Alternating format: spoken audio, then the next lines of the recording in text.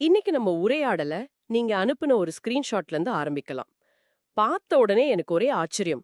வருஷத்துக்கு 810% வருமானம், அதாவது ஏபிஒய். இது எப்படி சாத்தியம்? நிஜமா இல்ல இது ஏதோ இன்டர்நெட்ல நடக்கிற ஏமாத்து வேலையா? இதுதான் நம்மள பரவலாக்கப்பட்ட நிதி, அதாவது டிஃபை உலகத்துக்குள்ள கூட்டிட்டு போகுது. இந்த உலகத்துல ஈல்டு ஃபார்மிங்னு ஒரு விஷயம் இருக்கு. நீங்க அனுப்புன தகவல்களை வச்சு பார்க்கும்போது டிஃபைல ஏதோ ஒரு பெரிய மாற்றம் நடந்திருக்குன்னு தெரியுது. அததான் நம்ம இன்னைக்கு ஆழமா பார்க்க போறோம். குறிப்பா சேவையாக விவசாயம், அதாவது எஃப்ஏஏஎஸ் நான் என்ன, அது டிஃபையோட வளர்ச்சியில எப்படி ஒரு முக்கியமான கட்டமா இருக்குன்னு அலசி ஆராய போறோம். கண்டிப்பா. டிஃபை உலகம் ரொம்ப வேகமா மாறிக்கிட்டே இருக்கு. இன்னைக்கு நாம அதோட லேட்டஸ்ட் வெர்ஷனான டிஃபை 3.0 பத்தியும், அதுல ஒரு முக்கியமான அம்சமா இருக்கிற எஃப்ஏஏஎஸ் பத்தியும் தான் பார்க்க போறோம். ரொம்ப சிக்கலான முதலீட்டு முறைகளை எப்படி எல்லோரும் சுலபமா பயன்படுத்துற மாதிரி மாத்த முயற்சி பண்றாங்கங்கிறது தான் இதுல சுவாரஸ்யமான விஷயம். சரி, அப்போ அப்படியே அஸ்திவாரத்துல இருந்து ஆரம்பிக்கலாம். இந்த டிஃபைங்கிற வார்த்தைய எல்லா இடத்துலயும் கேக்குறோம். ஆனா இத கேட்டாலே பலருக்கும் ரிஸ்கான கிரிப்டோ சமாச்சாரம்னு தான் தோணுது. ஒண்ணுமே தெரியாத ஒருத்தருக்கு சிம்பிளா சொல்லணும்னா டிஃபைனா என்ன?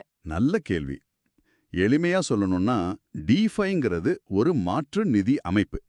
இப்ப நாம பயன்படுத்துற பேங்க், இன்சூரன்ஸ் கம்பெனி மாதிரி எந்த ஒரு நடுநிலை நிறுவனமும் இல்லாம. இடைத்தரகர்கள் யாரும் இல்லாமலா? ஆமா. யாரும் இல்லாம பிளாக் செயின் தொழில்நுட்பத்தை வச்சு இயங்குற நிதி சேவைகள் தான் டிஃபை. இங்க மனுஷங்களுக்கு பதிலா ஸ்மார்ட் கான்ட்ராக்ட்ஸ் எனப்படும் கணினி நிரல்கள் தான் எல்லாத்தையும் பார்த்துக்கும். அதாவது நம்பிக்கைக்கு பதிலா இங்க நாம கோட நம்புறோம். இதுதான் யூனிஸ்வாப் மாதிரி தளங்கள், அப்புறம் ஆவே, காம்பவுண்ட் மாதிரி கடன் கொடுக்கிற தளங்களோட ஆரம்பிச்சது. இதைத்தான் நம்ம டிஃபை 1.0ன்னு சொல்றோம். இதுதான் அலை.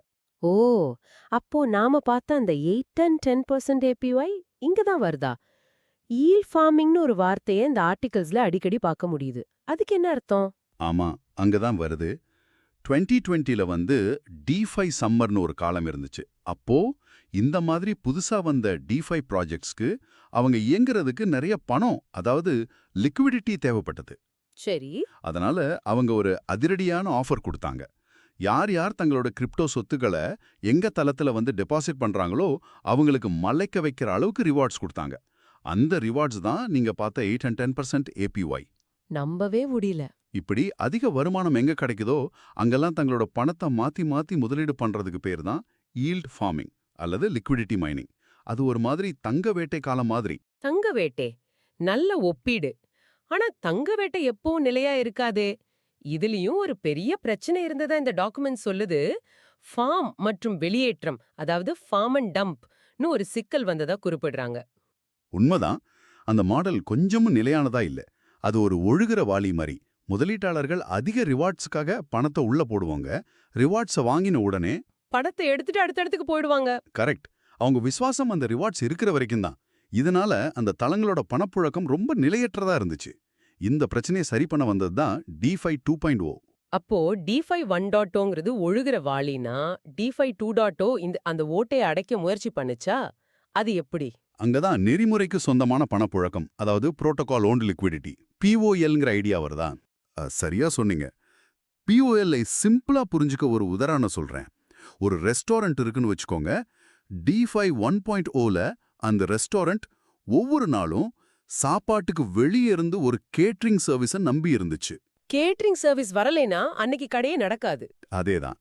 இதுதான் நிலையற்ற தன்மை. டிஃபை 2.0ல அந்த ரெஸ்டாரண்ட் இனிமே கேட்டரிங் வேணா, நாமளே சொந்தமா ஒரு கிச்சனை கட்டிடுவோன்னு முடிவு பண்ணுச்சு. இதுதான் பிஓஎல். அதாவது புரோட்டோகால் வெளியே இருந்து பணத்தை வாடகைக்கு எடுக்காம அதுவே தனக்கு தேவையான பணப்புழக்கத்தை சொந்தமா வாங்கி வச்சுக்கும். ஆனா இதுலயும் பிரச்சனை இருந்ததா? ஆமா. இது நிலையானதா இருந்தாலும் ரொம்ப செலவு பிடிச்ச சிக்கலான ஒரு வழியா இருந்துச்சு.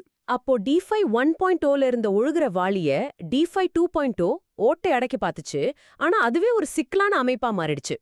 அப்போ டிஃபை 3.0ங்கிறது அந்த வாளியையே தூக்கி போட்டுட்டு ஒரு முழுமையான பைப்லைன் சிஸ்டத்தை கட்டுற மாதிரி இருக்கா? அருமையான ஒப்பீடு. டிஃபை 3.0ஓட நோக்கமே அதுதான்.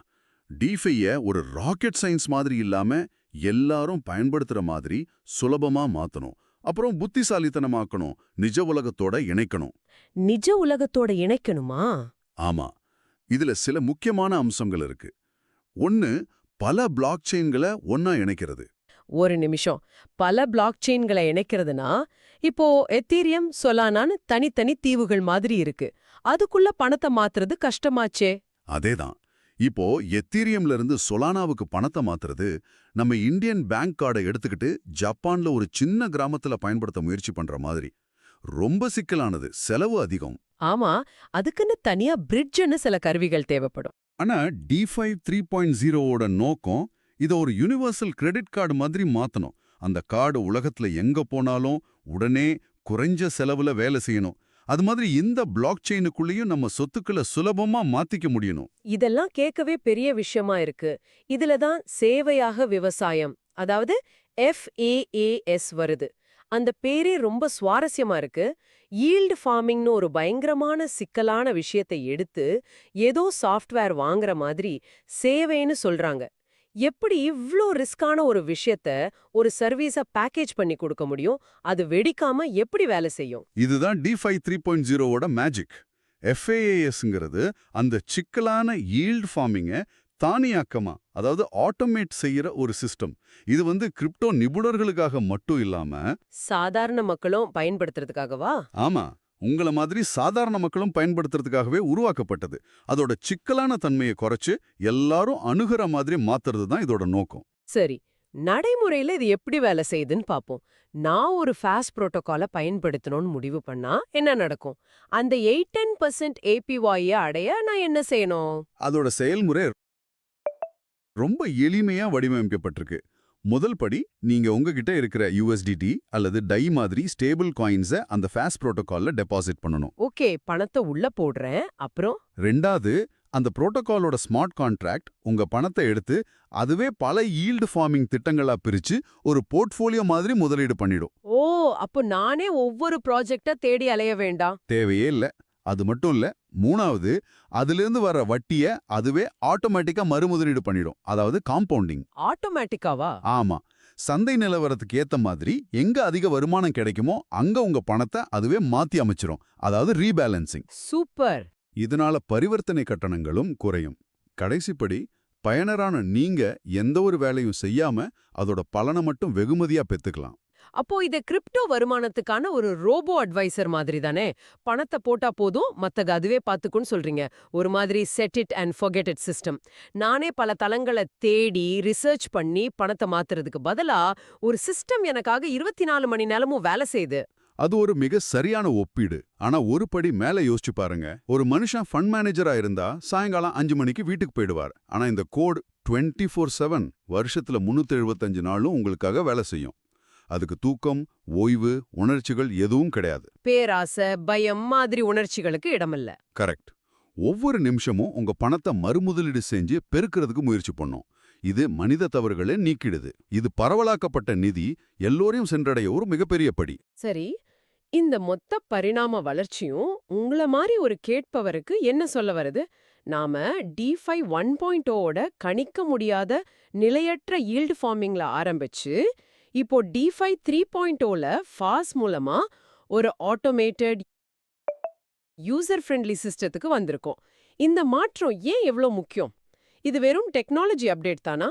இல்ல இதுக்கு வேற ஆழமான அர்த்தம் இருக்கா? இதுக்கு ஒரு ஆழமான அர்த்தம் இருக்கு. இது D5 துறைக்கு வயதாகுது, அது முதிர்ச்சி அடையுதுங்கிறத காட்டுது. ஆரம்பத்துல D5ங்கிறது டெக்னாலஜி தெரிஞ்ச ஒரு சின்ன வட்டத்துக்குள்ள மட்டும் இருந்தா ஒரு விளையாட்டு மைதானம் மாதிரி இருந்துச்சு. டெவலப்பர்ஸ் அப்புறம் ரொம்ப ரிஸ்க் எடுக்கிறவங்களுக்கு மட்டுமா? ஆமா. ஆனா இப்போ அது பரந்த பார்வையாளர்களுக்கும் பயன்படுற மாதிரி தயாரிப்புகளை உருவாக்க ஆரம்பிச்சிருக்கு. ஒரு காலத்துல அதிக APY மட்டும் குறிக்கோளா வச்சு இயங்குனது போய் இப்போ நீண்ட காலத்துக்கு நிலைச்சு நிக்கிற பொருளாதாரம், சிறந்த பாதுகாப்பு, நிஜ உலக பயன்பாடுகள் மேல கவனம் செலுத்த ஆரம்பிச்சிருக்காங்க. அப்போ இது வெறும் சூதாட்டம் மாதிரி இல்லாம ஒரு உண்மையான நிதி அமைப்பா மாற முயற்சி பண்ணதுன்னு சொல்றீங்க.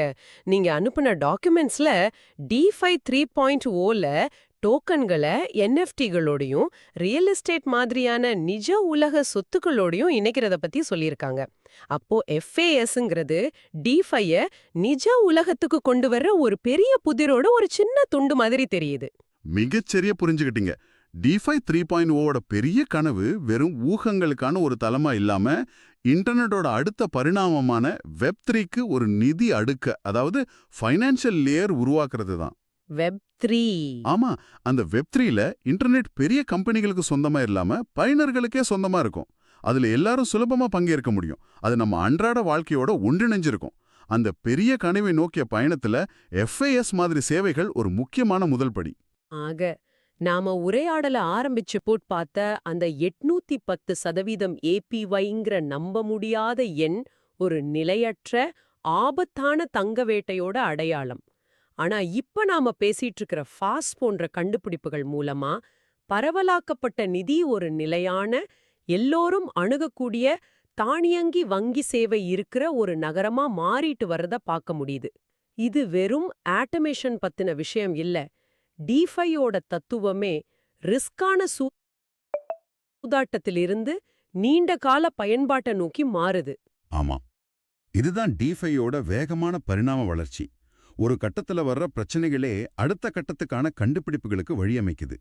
டிஃபை 1.0வோட நிலையற்ற தன்மை டிஃபை 2.0வை உருவாக்குச்சு. அதோட சிக்கல்கள் டிஃபை 3.0வோட எளிமையான பயனர் மை அணுகுமுறைக்கு வழிவகுத்திருக்கு. இந்த கேள்வியோட உங்களை சிந்திக்க விடுகிறோம். ஃபாஸ் போன்ற சேவைகள் முதலீட்டு உத்திகளை தானியங்குபடுத்தி எல்லா முடிவுகளையும் ஒரு கோட் எடுக்கிற மாதிரி செய்யும்போது அது ஆபத்தோட தன்மையை எப்படி மாத்துது? ஒரு மனுஷன் ஃபண்ட் மேனேஜரா இருந்தா திடீர்னு சந்தையில ஒரு எதிர்பாராத நிகழ்வு நடந்தா அவரால யோசிச்சு ஒரு முடிவெடுக்க முடியும். ஆனா ஒரு ஸ்மார்ட் கான்ட்ராக்ட் அதுக்கு எழுதப்பட்ட அல்கோரிதத்தின் அடிப்படையில மட்டும்தான் இயங்கும். அந்த அல்கோரிதம்ல குறிப்பிடப்படாத ஒரு புதுவிதமான சந்தை நெருக்கடி வந்தா என்ன ஆகும்? ஆயிரக்கணக்கான பயனர்களின் பணம் ஒரே ஒரு அல்கோரிதத்தின் கையில இருக்கும்போது தானியங்குபடுத்துதல் ஆபத்தை குறைக்கிறதா அல்லது அது ஆபத்தை ஒரு புதிய கண்ணுக்கு தெரியாத வழியில ஒட்டுமொத்தமா குவித்து வைக்கிறதா?